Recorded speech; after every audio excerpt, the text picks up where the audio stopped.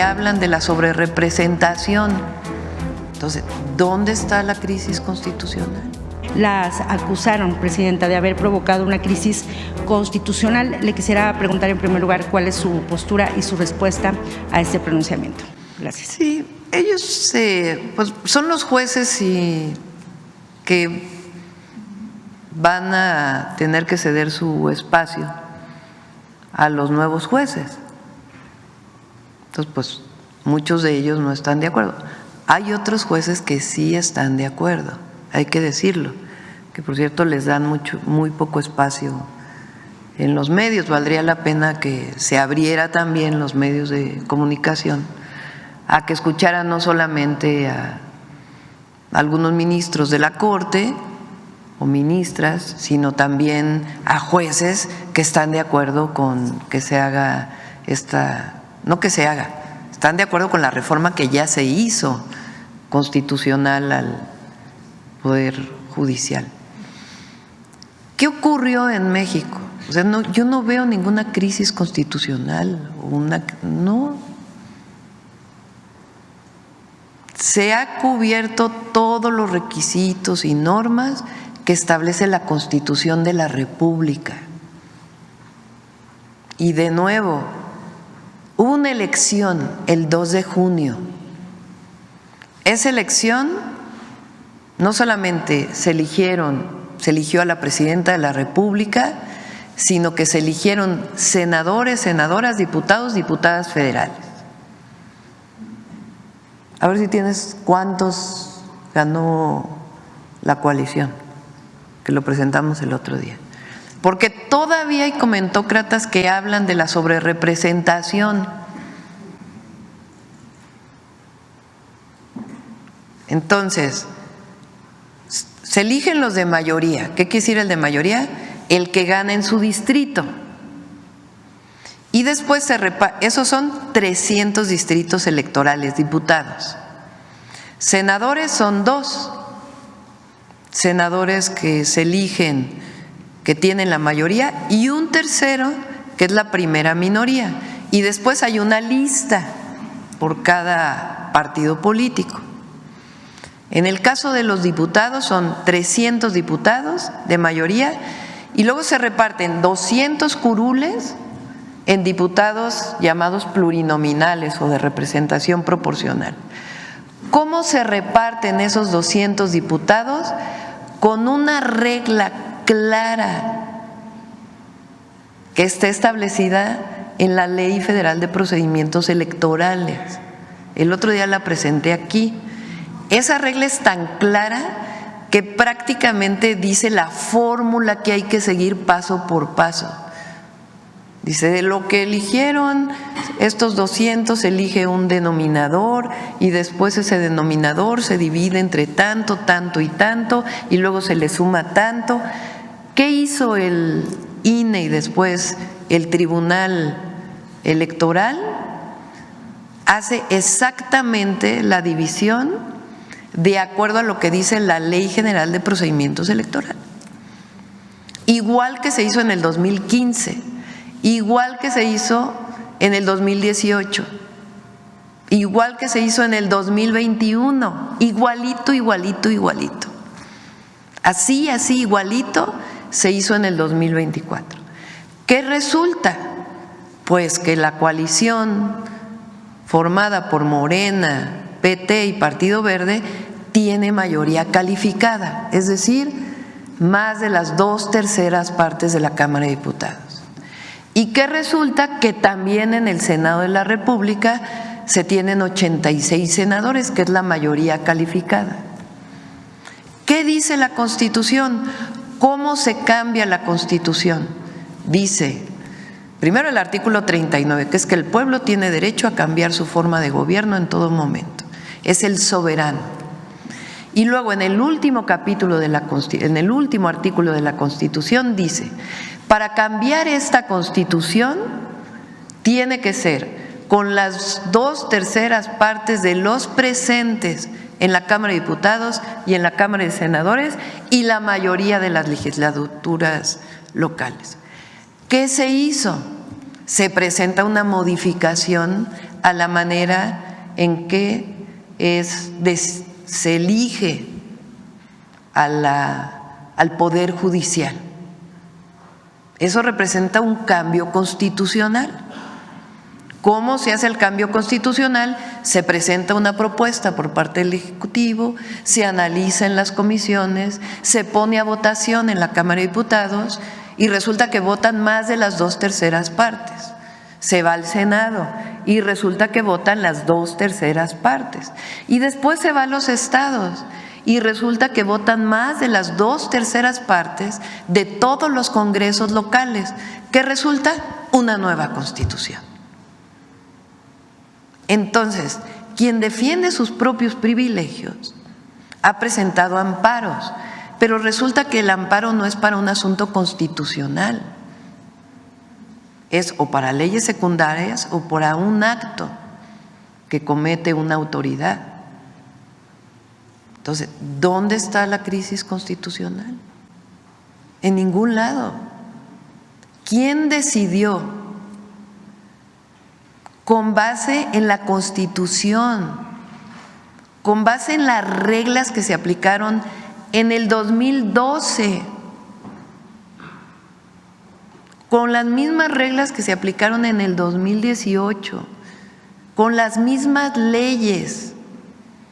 ¿Quién decidió que avanzara el llamado Plan C? El pueblo. Por eso, 8 ministros de la Suprema Corte no pueden detener este cambio constitucional que ha seguido paso por paso todas las reglas establecidas en nuestras leyes y en nuestra Constitución. ¿Va a ser benéfico para México esto? Sí, porque tenemos un poder judicial con mucha corrupción. La propia presidenta de la Suprema Corte de Justicia aceptó que hay 46% de nepotismo en el informe que presentó. Imagínense, eso quiere decir que la manera en que se distribuyen los puestos en el Poder Judicial es por el hermano, por el primo, por el hijo, por el nieto. ¿Cómo podemos romper ese esquema? Pues que venga de abajo. ¿Serán buenos los jueces? Claro que sí, porque hay un mecanismo que permite que se abra una convocatoria abierta. ¿Qué tienen que cumplir esos jueces? Pues que hayan sacado 8 de promedio en su licenciatura, 9 de promedio en la materia que va a ser su ámbito en el que quieren ser electos. ¿Qué más? Que hagan un ensayo que diga ¿por qué quiero ser juez? ¿Qué más? Cartas de recomendación. Se burlaban porque decían, ¿por qué un vecino puede tener? El que más se entera si es corrupto, el de al lado, es el vecino, porque empieza a crecer su casa, porque tiene 7 coches, porque la probidad tiene que ver también con un juez, con un magistrado, con un ministro y otras cartas de recomendación. Ya que viene eso, entonces se abre una convocatoria, se inscriben 3,000, supongamos. De esos 3,000 que se inscriben, pues entonces hay un comité en el Ejecutivo, un comité en el Legislativo y un comité en el Judicial. ¿Quién nombra ese comité?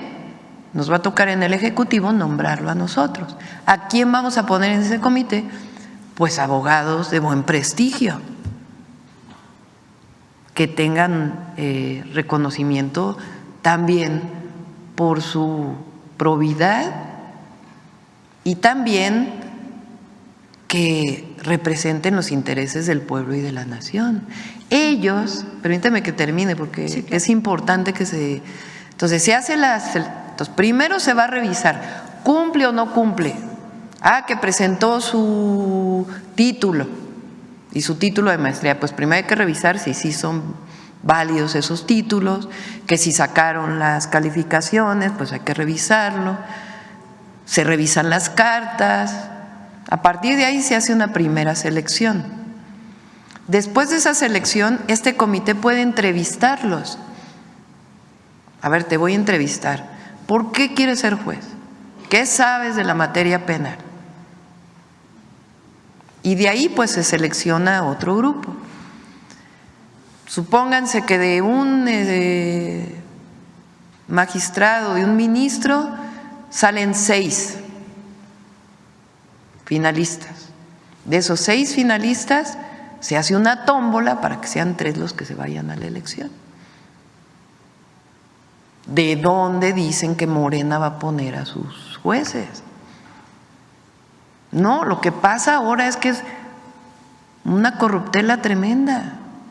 Entonces, al venir de abajo de un proceso distinto, pues obviamente vamos a tener un mejor poder judicial. Ahora, llevan casi 3 meses en paro, cobrando. ¿Cómo? ¿Dónde está el acceso a la justicia que tanto defienden? Entonces, por eso digo, no hay crisis constitucional. Y los 8 ministros que están en contra, ministras, no tienen atribuciones para parar una reforma constitucional. Ya lo dijo el propio Diego Valadez, que no es precisamente una persona que haya hablado a favor de esta reforma o que digan que es de el movimiento del que provenimos nosotros. Entonces, la reforma judicial al Poder Judicial va. Y el Consejo de la Judicatura hizo lo que dice la Constitución. La Constitución mandata al Consejo de la Judicatura para enviar las vacantes, el número de jueces, magistrados y ministros, o magistrados y jueces. Es un mandato constitucional. ¿De dónde están faltando los 4 que votaron a favor de enviar esta lista? ¿Actuando en contra de qué? Si es un mandato de la Constitución que viene de este proceso de elección. ¿Considera entonces que el Consejo de la Judicatura no desacató entonces suspensiones judiciales? No, porque es un mandato constitucional. Ellos saben que por encima de la Carta Magna no hay nada.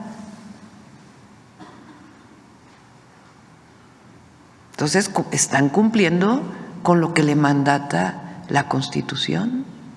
¿Será más bien, Presidenta, que es el Poder Judicial, o usted ve que el Poder Judicial es de donde el que está intentando provocar una crisis constitucional?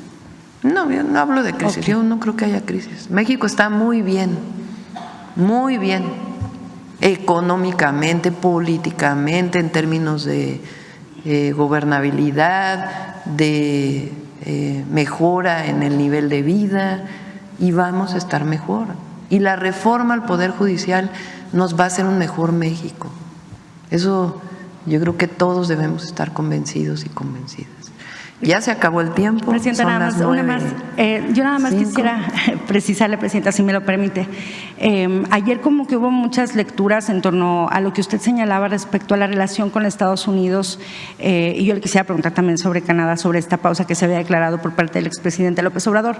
Yo le quisiera preguntar, solo para precisar, Presidenta, si esta pausa o esta medida, como la había bautizado el expresidente, por parte, desde usted como Presidenta, ya se terminó tanto con Estados Unidos como con Canadá, y también detallar, Presidenta, qué pasó entonces con lo que decía el expresidente respecto a que esta pausa fue por las críticas que hacían los embajadores de ambos países en contra de la reforma judicial.